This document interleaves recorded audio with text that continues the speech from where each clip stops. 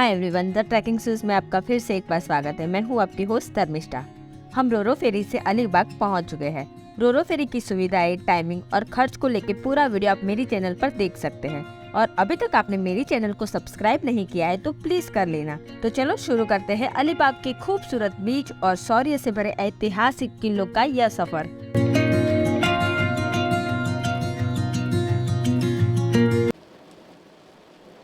रोरो से जैसे ही हम पहुंचे, हमें लेने के लिए हमारे मित्र अनिल जी आ चुके थे। मालवा जेटी को बाय कहते हुए हम अनिल जी के घर की ओर निकल गए। रास्ते में हल्की सी बारिश हो रही थी।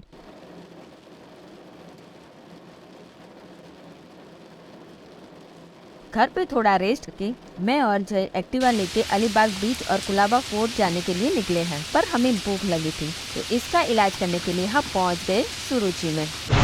तो मैं अलीबाग से 1 किलोमीटर दूरी पे हूँ। अभी बारिश हो रही है और मैं 1 किलोमीटर दूर यानी पिंपल घाट में हूँ और यहाँ आई हूँ खाना खाने के लिए। ये प्योर वेज रेस्टोरेंट है। अलीबाग में भी बहुत सारी वेज रेस्टोरेंट मिल जाएगी पर यहाँ के रिव्यू कुछ ज़्यादा अच्छे थे तो मैंने यहाँ आने का सोचा और हम अभी यहाँ कुछ ट्राई करने वाले। देखती हूँ, जो भी मंगा रही हूँ वो आपको दिखाऊंगी और उसका टेस्ट कैसा है वो भी आपको बताऊंगी।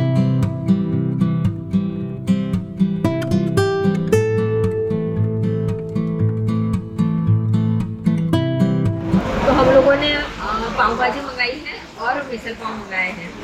आमतौर पे जब आप पाव भाजी मंगाते हैं तो आपको 2 पाव की पैर मिलती है पर यहाँ पे 3 मिली है। तो मैं ये टेस्ट करके बता थी। और हाँ, भाव रिजनेबल है, ऐसा नहीं है कि ज़्यादा भाव है। 110 रुपया ही है पाव भाजी का। और यहाँ मैंने पहली बार देखा है कि पाव की 3 पैर मिली है जबकि 2 ही मिलते हैं। मैं टेस्ट करके बताती हूँ कि कैसा है।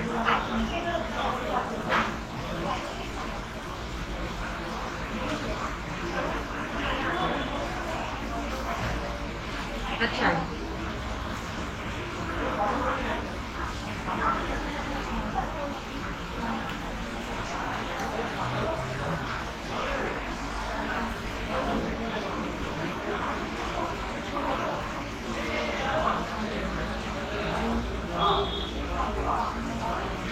ये भी अच्छा है। मतलब इतना नहीं कि बहुत अच्छा है पर यानी टेस्ट बहुत है। इसमें थोड़ा सा बटा है यानी टेस्ट थोड़ा सा माइल्ड हुआ है पर टेस्ट भी बहुत ही अच्छा है। और नॉर्मल पाव नहीं है, मसाला पाव दिए हैं तो इसकी वजह से भी काफ़ी अच्छा टेस्ट आ रहा है।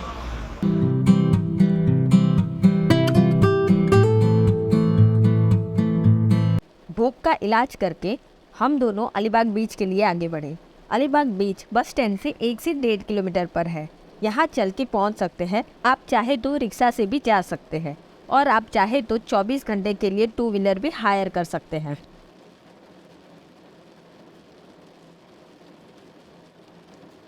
खूबसूरत मार्केट को देखते हुए हम पहुँच गए अलीबाग बीच।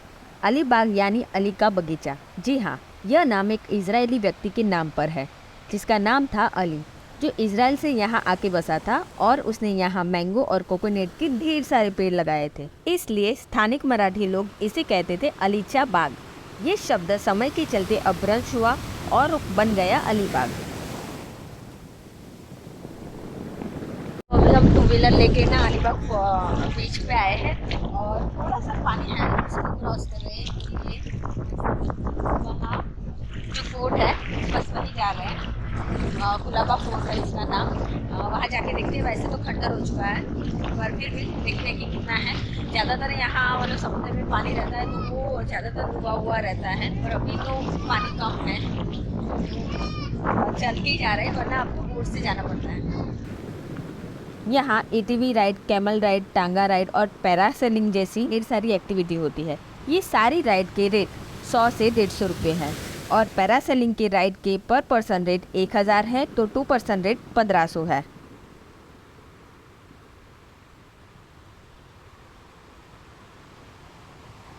पर हमें ये सारी एक्टिविटी से ज़्यादा इंटरेस्ट था शिवाजी महाराज के किले को देखने में। तो वहीं से समुंदर के मज़े लेते हुए हम चलते चलते पहुंच गए कुलाबा फोर्ट।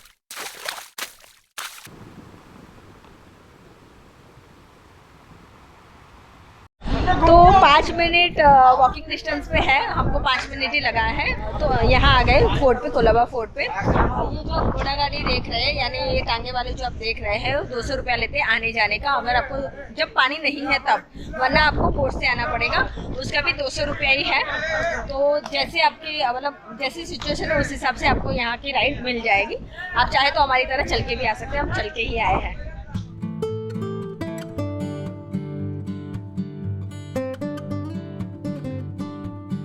मैं कोलाबा फोर्ट पहुंच चुकी हूँ और अंदर जाने के लिए 25 रुपये टिकट है जो मैंने ले ली है। अंदर फोटो वीडियोग्राफी कैमरे से अलाउ नहीं है, मोबाइल से आप फोटो और वीडियो निकाल सकते हैं। तो ये एक चीज़ आप ध्यान रखना। और जब आप फोर्ट में आएंगे तो सामने ही टिकट काउंटर है, बस वहीं से लेने हैं। इंडियन के लिए 25 रुपये है और फॉरेनर के लिए 300 रुपये है। यहाँ आप टांगा राइड करके या बोट से भी आ सकते हैं। अगर समुन्द्र में ज्वार का समय नजदीक है तो पानी का बहाव ज्यादा होगा, तो आपको बोट से आना पड़ेगा, और भाटा के वक्त आप चल के या टांगा राइड करके आ सकते हैं।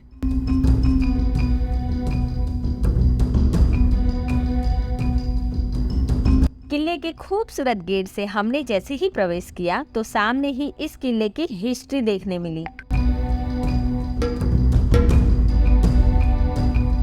यह किला शिवाजी महाराज के शासनाधीन अनेक किलों में से एक है। 18वीं सदी में मराठा नौसेनापति कान्हाजी आंग्रे ने इसे समुद्री सेना का मुख्यालय बनाया था। सैनिक व्यूह रचना की दृष्टि से ये बहुत ही महत्वपूर्ण था, क्योंकि इस किले के माध्यम से कान्हाजी मुंबई और जंजीरा के बीच समुद्री सीमा को नियंत्रित करते थे। कालांतर में यह किला पुर्तगाल, सिंधी एवं ईस्ट इंडिया कंपनी के आधिपत्य में रहा। इस किले में आज भी लोग बसते हैं। यहाँ ढेर सारे मंदिर हैं, जिसमें से एक है भवानी मंदिर, जो आपको प्रवेश करते ही बाई ओर की गली में दिख जाएगा।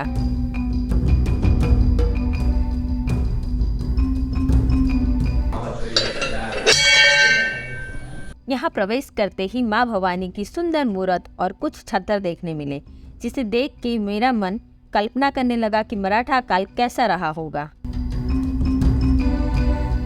यहाँ से बाहर आके मैं किलों के बाकी हिस्सों को देखने निकल गई। समतल चट्टान की द्वीप पर उत्तर दक्षिण दिशा में 900 फीट और पश्चिम की ओर से 350 फीट की परिधि में स्थित इस किले में 17 मीनारे और 2 प्रवेश द्वार है।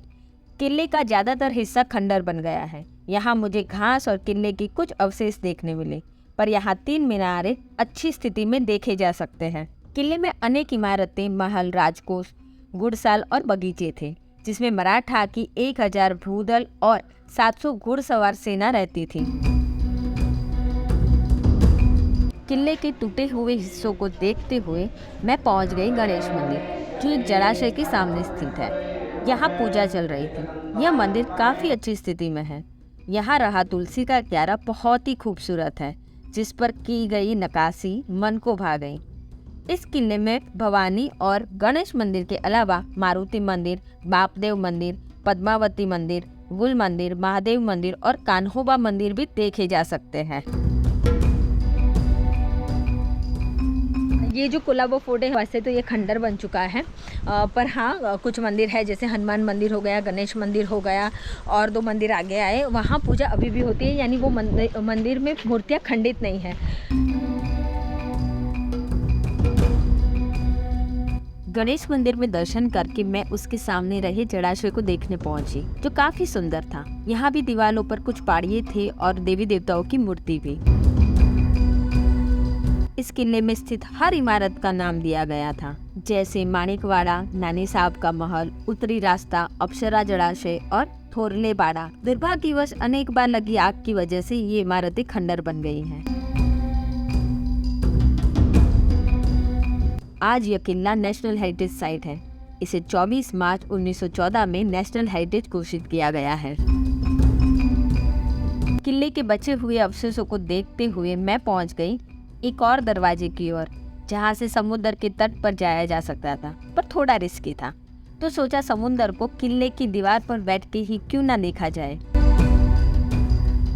समुद्र की हर एक लहरें इस किले, मराठा शासन और कान्हा जी के शौर्य की साक्षी रही है। कभी समय मिले तो चले आना इस लहरों से मराठा की शौर्य गाथा सुनने के लिए।